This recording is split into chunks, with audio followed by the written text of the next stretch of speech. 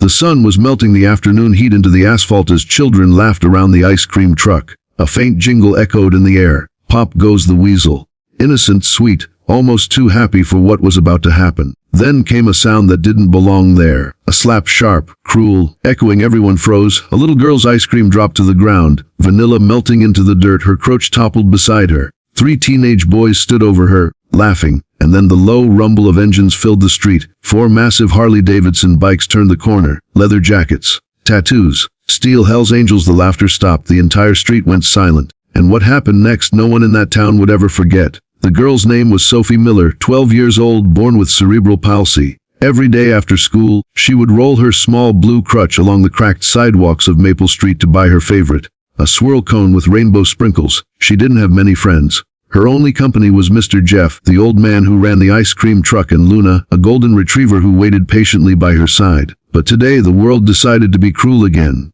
3 boys, high school seniors, cornered her near the truck. Their laughter was loud, fake, and cold. "Hey, Sophie, want a race?" one of them sneered. "Oh wait, you can't." The other slapped her ice cream out of her hand. It splattered across the hot pavement. Sophie flinched, trying to hide her trembling. Mr. Jeff shouted, "Hey, that's enough!" But he was old, weak, his voice carried no weight. The tallest boy smirked. "Relax, old man. We're just having fun." Then he did the unthinkable. He slapped Sophie across the cheek. Her glasses flew off. Her crutch clattered on the ground. Luna barked furiously, standing between Sophie and the boys, but they only laughed louder. Tears welled up in Sophie's eyes. She whispered, "Why do you hate me?" No one answered. That's when a shadow fell across the street, long, dark, and heavy. Engines rumbled, the sound of metal beasts rolling in. 4 Harley bikes pulled up by the curb, their engines low and growling like thunder about to break. The jackets were unmistakable, skull and wings stitched across the back. Hell's Angels. The air changed instantly. The laughter died. The bullies froze mid-smirk. The biggest biker, bald with a gray beard and eyes like storm clouds, swung off his bike. His boots hit the ground with a thud that seemed to shake the pavement. His vest read "Rack and Piecidit." He looked down at the scene. A crying girl, a broken crutch, and 3 boys suddenly pale as ghosts. Hank's voice was calm, almost too calm. "Someone wanna explain why this little girl's on the ground?" No one spoke. The boys just shifted uneasily. The other bikers stood behind him, tall, silent, intimidating. One cracked his knuckles. Another leaned on his bike,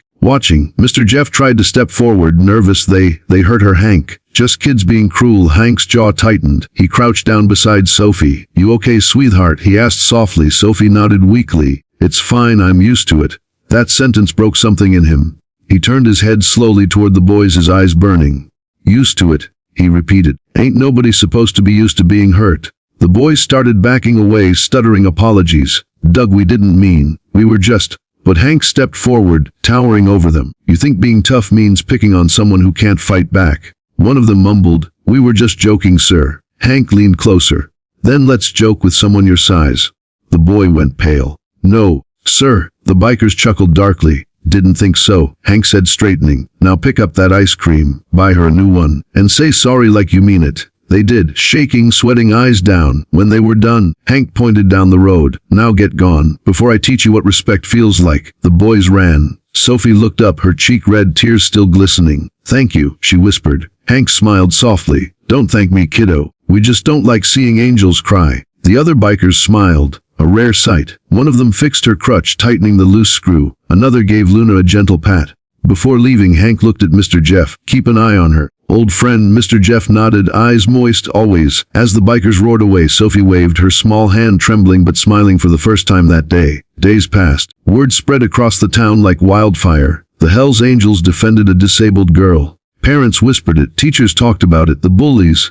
They couldn't even look Sophie in the eye. But something unexpected happened. Sophie changed. She began walking taller, smiling more. She started drawing again. Bikes, wings, angels with leather jackets. One afternoon, as she sat near the same ice cream truck, the familiar roar of engines returned. Hank and his crew pulled up again. Hank grinned. "Heard our favorite ice cream champ's been drawing us." Sophie blushed. "I made you all superheroes." He laughed, a deep, warm sound. "Superheroes, huh?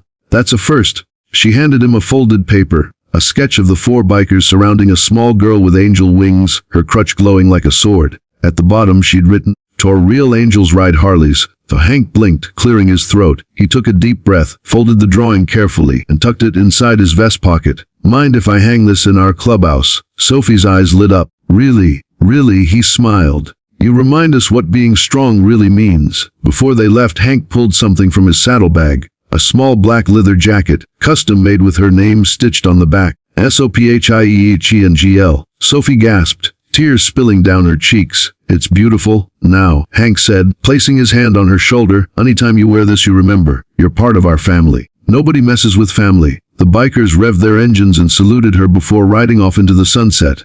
Mr. Jeff smiled from behind the counter. "You know, Sophie, sometimes angels don't have wings, sometimes they ride motorcycles." Sophie laughed softly, clutching her jacket tight. And as the rumble faded into the horizon, so did her fear. She wasn't the disabled girl anymore. She was the little angel of Maple Street, the girl who taught even outlaws how to be heroes.